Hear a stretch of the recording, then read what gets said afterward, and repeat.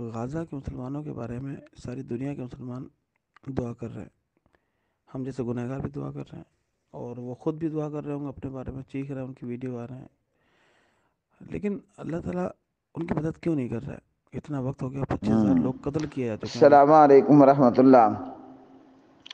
سوال یہ ہے کہ غزہ کے لوگ اپنے لیے خود دعا کر رہے ہیں، کعبے کا امام بھی دعا کر رہا ہے، پوری دنیا کا مسلمان بھی غزہ اور فلسطین کے مسلمانوں، بیت المقدس کے مسلمانوں کے لیے دعا کر رہے ہیں، تو دعا کا رزلٹ کیوں نہیں ہے؟ تبدیلی کیوں نہیں ہے؟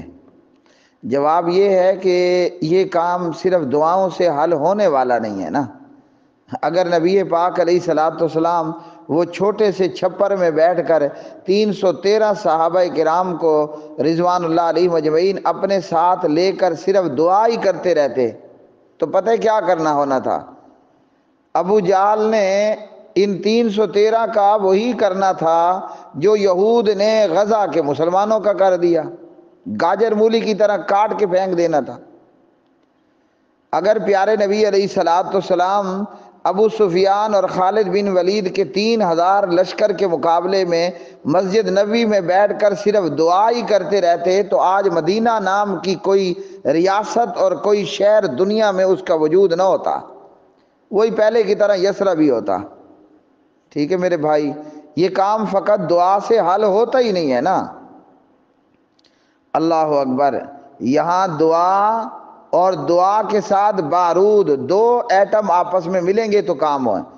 ہم سب جانتے ہیں، سیانے لوگ جو بھی ہیں، پڑھے لکھے لوگ بھی جانتے ہیں، تو یہ پانی جو ہے کتنی گیسوں سے مل کر بنتا ہے؟ ایک ہی گیس ہے جو پانی بناتی ہے یا دو گیسز مل کر اس سے پانی وجود پکڑتا ہے؟ تو دنیا میں اللہ تعالیٰ نے ہر چیز کا جوڑا ہی جوڑا بنا دیا. چلیں جی، قرآن کی آیت بھی آ گئی. ہاں جی، قرآن کہتا ہے کہ اللہ تعالیٰ نے فرمایا ہم نے ہر چیز کا جوڑا جوڑا بنا دیا. تو بھائی دعا تو سنگل ہے، اب دعا کے ساتھ اس کا دوسرا حصہ بھی تو ہے نا. خالی خامد ہو، خالی مرد ہو اور بندہ کہے کہ یا اللہ میری اولاد ہو جائے، دعا کرے، بیت اللہ کی چھت پر دعا کرے. میں دعا کر رہا ہوں یا اللہ میری اولاد ہو جائے اور میری بیگم ہے نہیں، اولاد کہاں سے پیدا ہوگی؟ میں دعا کر رہا ہوں کہ یا اللہ غزہ اور فلسطین کے مسلمانوں پر رحم فرما، یہود کو نیست و نابود فرما، قبلہ اول کو آزادی عطا فرما. تو یہ دعا تو نہیں قبول ہونے والی ہے جی. یہ تو دعا کے نام پر ہم اپنے آپ کو دغا دے رہے ہیں. نبی پاک علیہ السلام نے چھپر میں بیٹھ کر پہلے دعا فرمائی اور پھر بارود استعمال کیا. پیارے نبی علیہ الصلوۃ والسلام نے پہلے دعا فرمائی، پھر اپنے 700 لشکریوں کو لے کر احد کے میدان میں جھونک دیا، دیکھا جائے گا آر یا پار، مریں گے یا ماریں گے. تو رزلٹ ہمارے سامنے ہے نا. ہاں جی، رزلٹ ہمارے سامنے ہے کہ اللہ تعالیٰ نے کم ترین تعداد میں ہمیں کامیاب کر دیا. آج ہماری تعداد ہے، لیکن ہم وہ سیانے لوگ ہیں یا بیوقوف کہہ لو کہ ہم چاہتے ہیں ایک ہی گیس سے ہم پانی پیدا کر لیں. تو اتنا بڑا با کمال سائنسدان تو آئنسٹائن بھی نہیں تھا ہاں جی کہ ایک ہی گیس سے پانی پیدا ہو جائے. بھائی یہاں میں پڑھا لکھا نہیں ہوں، بتا رہا ہوں، غلطی ہو جائے تو پڑھے لکھوں سے معذرت. ہائیڈروجن ہے اور پتہ نہیں اس کے ساتھ کوئی اور گیس ہے، ایکسٹروجن ہے، کیا ہے نام ان کا. تو یہ دونوں گیسز ملیں گی تو پانی بنے گا نا.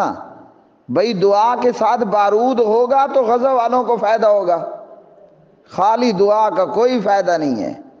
ہمارا حال وہی ہے، وما یخدعون الا انفسهم وما یشعرون.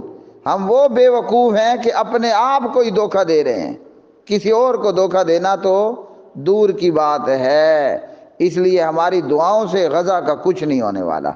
یہ کچھ دن معاملہ چلا ہے، اب ٹھنڈ پڑ گئی ہے، مزید اور ٹھنڈ پڑے گی، پھر ہم غزہ بھول جائیں گے. پھر کوئی اس طرح کا ایرانی ایجنٹ، ہاں جی ایرانی سہولت کار یہ کھڑے ہوں گے تو یہودیوں کے ملک کو ہلکا سا جو ہے وہ نشانہ بنائیں گے اور اس کے بعد پھر غزہ پر بمباری. وہ ایک ترتیب کے ساتھ مسلم امت کی نسل کشی کر رہے ہیں. اور ہم بے وقوفوں کا ٹولہ صرف دعا پر دعا ہی کیے جا رہے ہیں۔ تو خالی دعاؤں سے نہ کبھی کچھ ہوا نہ کبھی کچھ ہونے